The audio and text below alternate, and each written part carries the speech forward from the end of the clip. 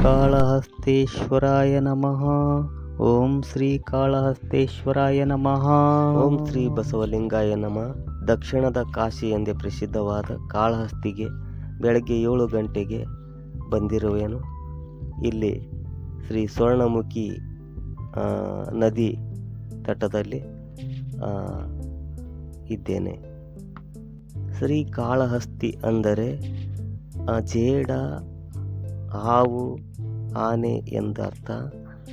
ಜೇಡ ಬಯಲಲ್ಲಿದ್ದ ಲಿಂಗಕ್ಕೆ ಬಲೆ ಹೆಣೆದು ಪೂಜಿಸಿದರೆ, ನಾಗಶರಪ್ಪ ತನ್ನ ನಾಗಮಣಿಯನ್ನಿಟ್ಟು ಪೂಜಿಸಿತು. ಆನೆ ದಿನನಿತ್ಯ ತನ್ನ ಜಲ ಅಭಿಷೇಕ ಮಾಡಿತು.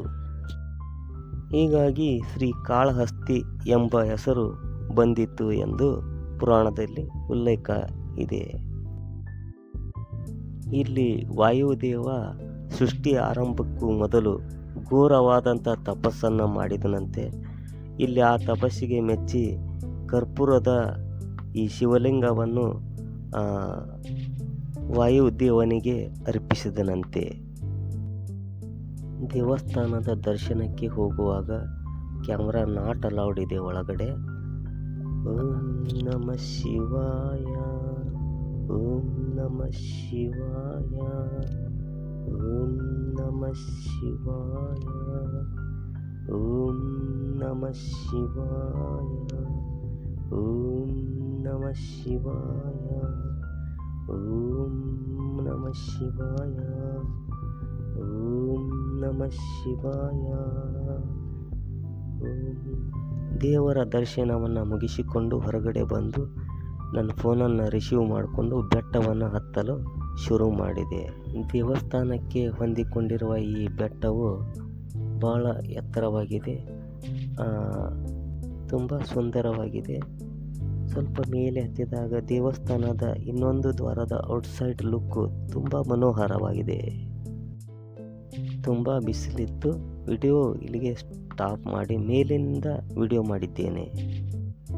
ಬೆಟ್ಟದ ತುದಿಯ ಮೇಲೆ ಶಿವ ಪಾರ್ವತಿಯರ ವಿಗ್ರಹಗಳು, ಹಾಗೆ ಕೆಳಗಡೆ ಕಲ್ಲಿನ ಮೇಲೆ ಕಲ್ಲಿಟ್ಟ ಭಕ್ತರ ಹರಿಕೆಗಳು, ಹಾಗೆ ಮೇಲಿನಿಂದ ಸ್ವಲ್ಪ ಕೆಳಗೆ ಇಳಿದಾಗ ಅಲ್ಲೊಂದು ವೇವ್ ಪಾಯಿಂಟ್ ಇದೆ. ತುಂಬ ಸ್ವರ್ಣಮುಖಿ ನದಿ ಕಾಣಿಸ್ತಾ ಇದೆ. ಕಾಳಹಸ್ತಿ ಸುಂದರವಾದ ಸಿಟಿ ಹಾಗೂ ದೇವಸ್ಥಾನ ಗೋಪುರ ಹಾಗೂ ಭಾಳ ಸುಂದರವಾದ ವೇವ್ಸ್ ಕಾಣ್ತಾ ಇದೆ. ಸಿಟಿ ಅಂತೂ ತುಂಬ ಸುಂದರವಾಗಿ ಕಾಣ್ತಾ ಇದೆ ನೋಡಿ. ಹಾಗೆ ತುಂಬ ಡೌನ್ ಆಗಿದೆ, ಸ್ಟೆಪ್ಸ್ ನೋಡಿ ತುಂಬ ಡೌನು. ಹಾಗೆ ತುಂಬ ಅಪ್ಪು ಬಂದಿದ್ದೀನಿ, ಭಾಳ ಬಿಸಿಲು. ಮೇಲ್ಗಡೆ ಬಂದಾಗ ತುಂಬ ಸುಂದರವಾಗಿ ಕಾಣ್ತಾ ಇದೆ ಸಿಟಿ, ದೇವಸ್ಥಾನದ ಗೋಪುರ. ಇಲ್ಲೊಂದು ಕೆಳಗಡೆ ಮತ್ತು ವೇವ್ ಪಾಯಿಂಟ್ ಇದೆ.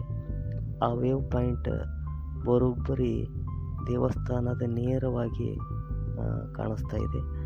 ಆ ದೇವಸ್ಥಾನ ಭಾಳ ಸುಂದರವಾಗಿ ಕಾಣ್ತದೆ. ಈ ವೇವ್ ಪಾಯಿಂಟಲ್ಲಿ ನಿಮಗೆಲ್ಲ ಜೂಮ್ ಆಗಿ ಸಿಟಿ ಮಾಡಿ ತೋರಿಸ್ತಾ ಇದ್ದೀನಿ. ಆ ಸಿಟಿಯಲ್ಲಿರ್ತಕ್ಕಂಥ ಬಿಲ್ಡಿಂಗ್ಸ್ಗಳು, ದೇವಸ್ಥಾನದ ಗೋಪುರ ಭಾಳ ಸುಂದರವಾಗಿ ಮನೋಹರವಾಗಿ ಇದೆ. ಮತ್ತು ಸ್ವಲ್ಪ ಸ್ಟೆಪ್ಸ್ ಇಳಿದಾಗ ಈ ಒಂದು ದೇವಸ್ಥಾನ ಭಾಳ ಸುಂದರವಾಗಿದೆ, ನಿರ್ಮಾಣ ಮಾಡಿದ್ದಾರೆ. ಭಾಳ ಜನ ಬಂದು ಅಲ್ಲಿ ಕಾಯಿ ಕರ್ಪೂರವನ್ನು ಮಾಡಿಸ್ತಾರೆ. ತುಂಬ ಬಿಸಿಲು, ಮತ್ತೆ ಸ್ಟೆಪ್ಸ್ ಇಳಿತಾ ಹೋಗಬೇಕು ಮೇಲುಗಡೆ. ಹೇಗಿದೆ ನೋಡಿ ಸ್ಟೆಪ್ಸು ನೋಡಿ. ಹಾಗೆ ಬೆಟ್ಟದಲ್ಲಿ ಕೆಲವು ಕಡೆ ಗಿಡ ಮರಗಳು ಇವೆ, ನೆರಳು ಇದೆ ಕೂಡ. ಬೆಟ್ಟದ ಮೇಲಿನಿಂದ ನಾವು ಅರ್ಧದಷ್ಟು ಕೆಳಗೆ ಇಳಿದಿದ್ದೇವೆ. ಅಲ್ಲಿಂದ ದೇವಸ್ಥಾನದ ನೇರವಾಗಿ ಒಂದು ವ್ಯೂ ಪಾಯಿಂಟ್ ಇದೆ. ಆ ಪಾಯಿಂಟ್ದಿಂದ ದೇವಸ್ಥಾನ ಹೀಗೆ ಕಾಣ್ತಾ ಇದೆ. ದೇವಸ್ಥಾನದ ಒಳಗಡೆ ಹೋದಾಗ ಹಲವಾರು ದೇವರ ದರ್ಶನವಾಗುತ್ತದೆ. ಅಲ್ಲಿ ಸುಂದರವಾದ ಕೆತ್ತನೆ ಕಂಬಗಳು, ಮೇಲ್ಛಾವಣಿಗಳು, ಗೋಪುರಗಳು, ಪ್ರಶಾಂತತೆ, ಮಂತ್ರಗಳ ಸುನಾದ ಕಿವಿಯಲ್ಲಿ ಸಣ್ಣದಾಗಿ ಕೇಳುತ್ತಿರುತ್ತದೆ. ಇಲ್ಲಿ ವಾಯುದೇವ ಯಾವಾಗಲೂ ತಪಸ್ಸು ಮಾಡ್ತಿರ್ತಾನೆ ಅಂತ ಹೇಳಿ ಇಲ್ಲಿ ಗಾಳಿಯು ಕಡಿಮೆ ಪ್ರಮಾಣದಲ್ಲಿ ಬೀಸುತ್ತಿರ್ತದೆ ಅಂತ ಹೇಳ್ತಾರೆ. ಹಾಗೆ ಇನ್ನೂ ಸ್ವಲ್ಪ ಕಡಿದಾಗಿ ಇಳಿಯಬೇಕಾಗುತ್ತದೆ. ಹಾಗೆ ಸ್ವಲ್ಪ ದೇವಸ್ಥಾನದ ಮಾಹಿತಿಯನ್ನು ನಿಮ್ಮ ಜೊತೆ ಹಂಚಿಕೊಳ್ಳುವ ಪ್ರಯತ್ನ ಮಾಡ್ತೀನಿ. ಇಲ್ಲಿ ಬ್ರಹ್ಮ 4 ಯುಗಗಳ ಕಾಲ ಶಿವನನ್ನು ಪೂಜಿಸ್ತಾನೆ ಅಂತ ಹೇಳ್ತಾರೆ. ಬೇಡರ ಕಣ್ಣಪ್ಪ ಕತೆ ಇದೆಯಲ್ಲ, ಅದು ಕೂಡ ಇಲ್ಲೇ ನಡೆದಿದೆ ಅಂತ ಹೇಳ್ತಾರೆ. ಹೀಗಾಗಿಯೇ ಭಾರತ ದೇಶದಲ್ಲಿಯೇ ವಿಶೇಷವಾದ ದೇವಸ್ಥಾನ ಅಂತ ಹೇಳ್ತಾರೆ. ಇಲ್ಲಿ ಸರ್ಪ ದೋಷ ಇರುವವರು ಸರ್ಪ ಸಂಸ್ಕಾರ ದೋಷವನ್ನು ನಿವಾರಣೆ ಮಾಡ್ತಾರೆ. ಮತ್ತು ರಾಹು ಕೇತುವಿಂದ ಇಲ್ಲಿ ಪರಿಹಾರ ಸಿಗುತ್ತದೆ ಅಂತ ಹೇಳ್ತಾರೆ. ಕ್ರಿಸ್ತ ಪೂರ್ವದಲ್ಲಿಯೇ ಶಾತವಾಹನರು ಸಾಮಾನ್ಯ ಲಿಂಗವನ್ನು ಸ್ಥಾಪನೆ ಮಾಡಿದ್ದರು. ಬೆಟ್ಟದಿಂದ ಕೆಳಗೆ ಇಳಿದೆ, ಹಾಗೆ ಮಾವಿನಕಾಯಿ ಮಾರ್ತಾಯಿದ್ರು. ಅಲ್ಲಿ ತಿನ್ಬೇಕನ್ನಿಸ್ತು, ತಿಂತಾ ಇದ್ದೇನೆ. ನೋಡಿ, ಚೆನ್ನಾಗಿದೆ. ದೇವಸ್ಥಾನದ ಇನ್ನೊಂದು ದ್ವಾರದಲ್ಲಿದ್ದೇನೆ. ಇಲ್ಲಿ 1-2-3 ಫೋಟೋಗಳನ್ನು ತೆಗೆದುಕೊಂಡೆ. ಇಲ್ಲಿ ಟಕಳು ಆಗಿದ್ದೇನೆ. ತಿರುಪತಿ ಒಂದು ದ್ವಾರದಿಂದ ಮುಖ್ಯ ರಸ್ತೆಗೆ ಬಂದಾಗ ಬೆಟ್ಟದ ಮೇಲಿರುವ ಶಿವ ಪಾರ್ವತಿಯರು ಕಂಡಿದ್ದು ಹೀಗೆ. ಬೆಟ್ಟದಿಂದ ಕೆಳಗಿಳಿದು ಬಂದು ಈ ರಸ್ತೆಯಲ್ಲಿ ಹೊಂಟಾಗ ಗೋಪುರ ಹಾಗೂ ಬೆಟ್ಟ ಕಂಡ ರೀತಿ ಹೀಗೆ. ಇಲ್ಲೊಂದು ಮತ್ತೊಂದು ದೇವಸ್ಥಾನದ ದ್ವಾರವಿದೆ. ಅದರ ಮುಂದೆ ಸರ್ಪಗಳ ವಿಗ್ರಹಗಳಿವೆ.